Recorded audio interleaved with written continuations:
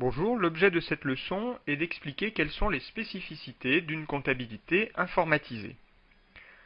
Alors, dans un système classique, les opérations sont réalisées dans l'ordre suivant.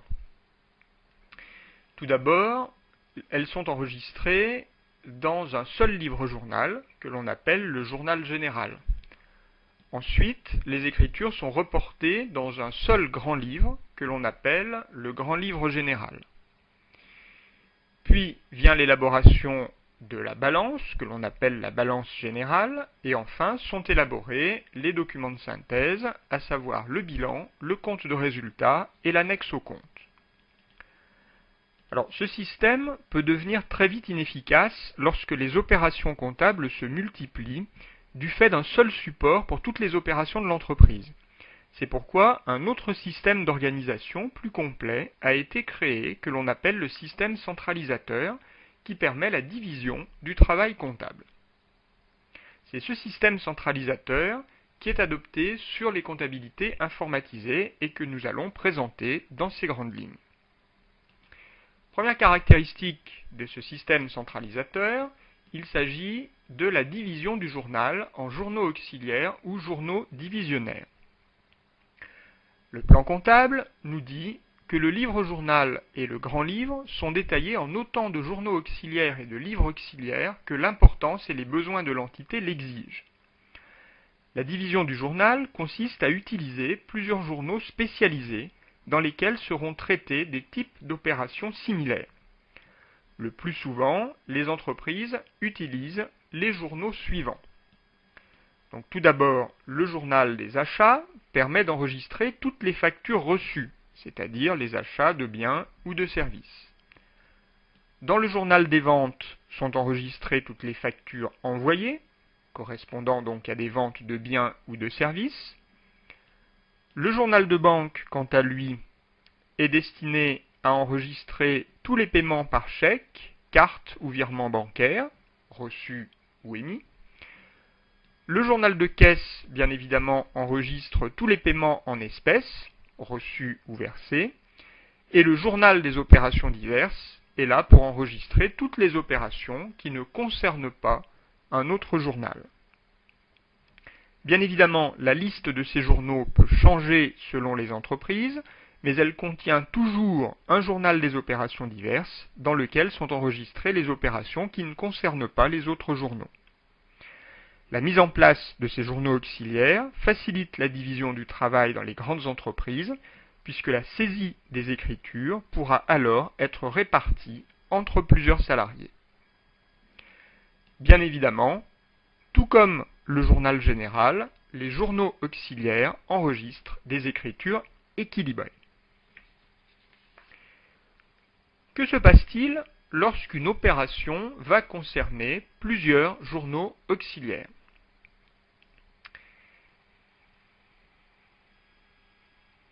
Afin d'éviter le double enregistrement, il va falloir d'une part décomposer l'écriture en deux opérations distinctes concernant des journaux différents et éventuellement, ce n'est pas une obligation, nous allons voir quand nous devrons le faire, éventuellement donc utiliser le compte 580 virement interne qui sera débité dans un journal auxiliaire et crédité dans l'autre et sera donc soldé après l'enregistrement complet de l'opération. Pour illustrer ceci, nous allons prendre plusieurs exemples. Premier exemple, nous allons supposer que le 9 février de l'année N, nous payons une note de restaurant 53 € en espèces. Facture numéro 148, pièce de caisse numéro 286. Cette opération concerne bien évidemment un achat et par conséquent devra être enregistrée dans le journal des achats. Elle concerne également un paiement en espèces et à ce titre doit être enregistrée dans le journal de caisse. C'est la raison pour laquelle nous allons compléter deux tickets comptables. Enregistrer, disons, deux opérations en comptabilité. Première opération, elle concerne donc le journal des achats. Elle sera enregistrée dans ce journal à la date du 9 février. Et comme nous avons affaire donc à un journal des achats, forcément, nous allons devoir utiliser un compte d'achat. En l'occurrence ici, il s'agit du compte 625 qui va nous permettre d'enregistrer la note de restaurant. Nous allons débiter donc ce compte pour 53 € et nous allons constater une dette sur le restaurant dans le compte 401 fournisseur pour le même montant. Dans une deuxième écriture, qui cette fois-ci va concerner le journal de caisse, à la même date, nous allons constater le paiement de cette note de restaurant. Par conséquent, nous allons solder le compte 401 fournisseur pour 53 €, et comme nous sommes dans un journal de caisse, nous allons utiliser le compte 530 caisse pour le même montant. Une fois cette écriture enregistrée, eh bien, notre compte 401 qui a été crédité puis débité est donc soldé.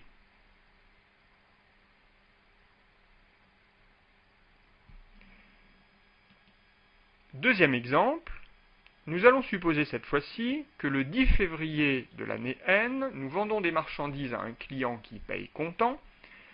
Nous avons donc le numéro du chèque et le numéro de facture, cette facture s'élevant à 570 €. Cette fois-ci, les deux journaux concernés sont d'une part le journal des ventes et d'autre part le journal de banque, puisque nous avons un paiement par chèque. Nous allons raisonner un petit peu comme dans l'opération précédente, si ce n'est que cette fois-ci le compte qui va nous permettre de faire le lien entre les deux tickets comptables n'est plus le compte 401 fournisseur, mais le compte 411 client, qui va être débité lorsque nous allons constater la créance sur le client, puis crédité lorsque nous allons constater son paiement. Donc dans le premier ticket comptable qui concerne le journal de vente, nous allons enregistrer la vente faite au client à crédit. Nous allons donc débiter le compte 411 client pour le montant de la facture et créditer un compte de vente, en l'occurrence 707 ventes de marchandises, pour également 570 €. Le libellé de notre opération, facture numéro V6490. Dans le journal de banque, eh bien, nous allons constater le paiement. Nous allons donc utiliser le compte banque 512 pour constater un flux monétaire d'entrée de 570 € et nous allons solder la créance du client au crédit pour le même montant.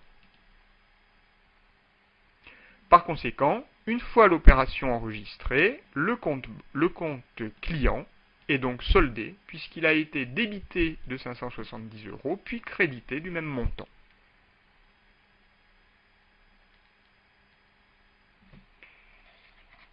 Prenons un dernier exemple.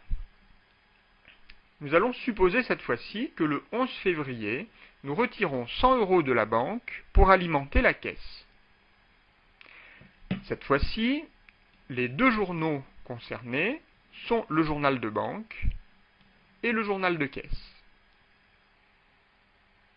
Nous ne pouvons pas utiliser cette fois-ci les comptes 401 fournisseurs ou 411 clients. C'est la raison pour laquelle le plan comptable a prévu un autre compte qui est le compte 580 virement interne. Dans le premier ticket comptable, nous allons forcément utiliser un compte banque puisqu'il s'agit d'un journal de banque. En l'occurrence ici, nous allons devoir créditer ce compte pour 100 € puisque la somme sort de la banque. Dans le journal de caisse, eh bien, nous avons un flux monétaire d'entrée dans notre caisse pour 530 €. Pour 100 €, pardon, dans le compte 530. Et donc le compte qui va nous permettre de faire le lien entre les deux tickets comptables est donc le fameux compte 580 virement interne qui sera débité dans le premier ticket et crédité dans le second. Il ne nous reste plus qu'à indiquer le libellé de l'opération, à savoir le numéro du chèque dans le journal de banque et le numéro de la pièce de caisse dans le journal de caisse. Bien évidemment, dans les exemples que nous venons de traiter, nous venons d'enregistrer des tickets comptables, mais rappelons que la préparation de la saisie peut s'effectuer également par l'intermédiaire de bordereaux de saisie. Nous retiendrons donc que le compte 580 virement interne ne sert que dans les comptabilités contenant plusieurs journaux auxiliaires. Il n'est utilisé que lorsqu'aucun autre compte de tiers ne peut être utilisé, par exemple 401 fournisseurs ou 411 clients. Ce compte 580 virement interne est débité dans un journal auxiliaire et crédité dans un autre. Il est donc soldé une fois toute l'opération enregistrée.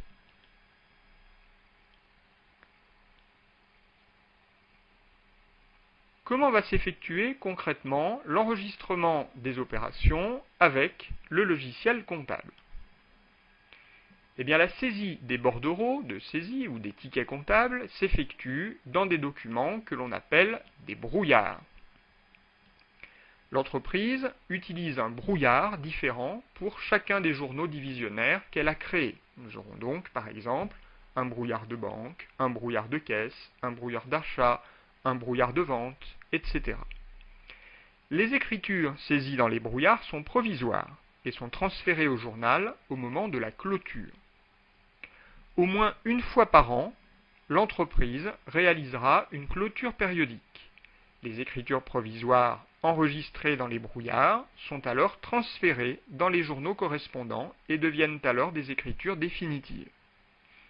Autrement dit, avant la clôture des comptes, il est possible de modifier ou supprimer des écritures dans les brouillards, mais après la clôture, il est impossible de modifier les écritures antérieures à la clôture.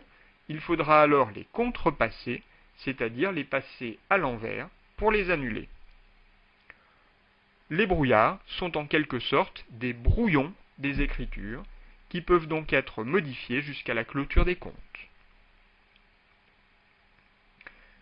Notons enfin que les logiciels comptables permettent de réaliser d'autres traitements utiles aux gestionnaires, parmi lesquels nous pouvons citer le lettrage des comptes de tiers. Cette opération consiste à repérer dans les comptes clients et fournisseurs quelles sont les factures qui ont été payées. Une même lettre identifie alors dans le compte concerné l'apparition de la dette ou de la créance et son extinction. Le logiciel comptable permet aussi d'éditer des balances AG. Il s'agit de tableaux mentionnant pour les comptes de tiers la date d'échéance de la dette ou de la créance. Schématiquement, nous pouvons donc représenter de la manière suivante l'organisation d'une comptabilité informatisée. La première opération consiste donc à enregistrer les opérations au brouillard. Les enregistrements utiliseront alors les numéros de comptes individuels. Les montants seront alors reportés automatiquement dans le compte individuel concerné et dans le compte collectif dont il dépend. Rappelons au niveau du vocabulaire qu'un compte collectif regroupe les tiers de même nature, par exemple les comptes 401 fournisseurs ou 411 clients sont des comptes collectifs. Les comptes individuels sont des comptes qui concernent un tiers spécifique, par exemple les comptes 401 001 ou 401 002. On les appelle aussi des comptes auxiliaires. Quant aux comptes généraux, ce sont des comptes qui ne sont ni individuels ni collectifs. Une fois les opérations enregistrées dans les brouillards, elles seront reportées dans les journaux auxiliaires correspondants. À partir de là, nous pourrons imprimer divers documents. Par exemple, nous pourrons imprimer un grand livre global qui répertorie tous les comptes généraux et collectifs et indique le détail des opérations au débit et au crédit ainsi que le solde du compte. Nous pourrons imprimer des grands livres auxiliaires qui vont donner le détail d'un compte collectif en le séparant en ses différents comptes auxiliaires. Pour chaque compte auxiliaire, par exemple chaque compte client ou chaque compte fournisseur, est indiqué le détail des opérations qui l'ont concerné pendant la période. Nous pourrons également imprimer une balance globale qui répertorie les totaux au débit et au crédit de chaque compte ainsi que son solde, mais ne donne pas le détail des opérations, comme toute balance. Et nous pourrons également imprimer des balances auxiliaires, que l'on appelle également relevés nominatifs, qui donnent les totaux et les soldes des comptes individuels composant un compte collectif déterminé. Le total des soldes des comptes individuels donne le solde du compte collectif correspondant. Bien évidemment, la balance globale permettra ensuite d'imprimer le bilan et le compte de résultat. Une dernière observation concernant la clôture des comptes. Cette clôture s'effectue en fin d'exercice et a pour conséquence de solder tous les comptes et de rouvrir les comptes de bilan pour l'exercice suivant. Cette opération est irréversible et les documents de synthèse, bilan et compte de résultat, doivent avoir été préalablement imprimés.